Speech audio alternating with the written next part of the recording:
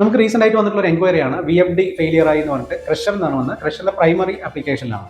അപ്പോൾ അതിന് നമ്മൾ ബെറ്റർ ആയിട്ടുള്ള ഒരു സൊല്യൂഷൻ കൊടുക്കുകയും ചെയ്തിട്ടുണ്ടായിരുന്നു. റീപ്ലേസ് ചെയ്യാനായിട്ട് VFDയുടെ കറക്റ്റ് ആയിട്ടുള്ള ഒരു മോഡൽ നമ്പർ നമ്മൾ കൊടുത്തായിരുന്നു. ബട്ട് അൺഫോർച്ചുനേറ്റ്ലി കോസ്റ്റ് കൺസിഡർ ചെയ്തിട്ട് ആ പ്ലാന്റിലുള്ള ആൾക്കാർ ഒരു സ്റ്റാർ ഡെൽറ്റ ആണ് ചൂസ് ചെയ്തത്. സ്റ്റാർ ഡെൽറ്റ ഫിക്സ് ചെയ്യുകയും ചെയ്തു. അതിനുശേഷം എന്താ സംഭവിച്ചതെന്ന് വെച്ചാൽ ആ മോട്ടോർ ഫെയിലിയർ ആയി. വിത്തിൻ 1 month ആ മോട്ടോർ ഫെയിലിയർ ആകുകയും അത് വീണ്ടും റീവൈൻഡ് ചെയ്ത് ഉപയോഗിക്കേണ്ടതായിട്ട് വന്നു.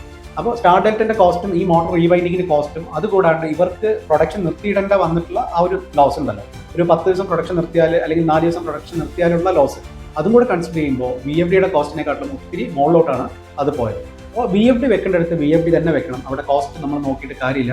അതുമാത്രമല്ല, സ്റ്റാർ ഡെൽറ്റയിൽ കിട്ടാത്ത ഒരുപാട് ഫീച്ചേഴ്സ് VFDക്കകത്ത് ഉണ്ട്. അതിൽ ഏറ്റവും വലിയൊരു ഫീച്ചറാണ് പ്രത്യേകിച്ച് ക്രഷറിൽ ജോഗ് എന്ന് പറയുന്ന ഒരു ഫീച്ചർ. ജോഗ് മീൻസ് നമ്മൾ കല്ല് ജാമാകുന്ന സമയത്ത് ഫോർവേഡ് റിവേഴ്സ് ഒക്കെ അടിച്ച് ഈസി ആയിട്ട് ക്ലിയർ ചെയ്യാൻ പറ്റും. സ്റ്റാർ ഡെൽറ്റയിൽ ഒരിക്കലും അത് കഴിയില്ല.